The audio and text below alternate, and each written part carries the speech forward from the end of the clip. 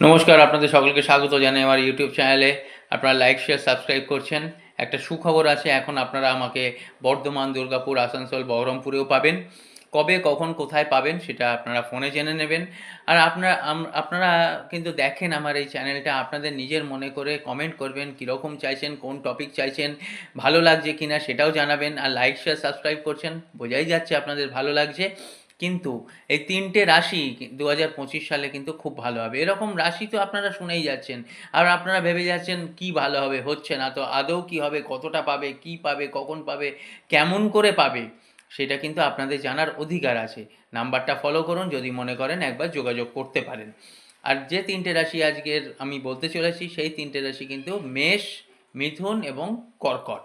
আর আপনারা আজকের আবার বলছি, আপনারা যেটা মনে করবেন, যখন মনে করবেন, যে টপিক নিয়ে মনে করবেন বা যেটা বলার আপনাদের ইচ্ছে হবে, অকপটে বলতে পারেন। নমস্কার।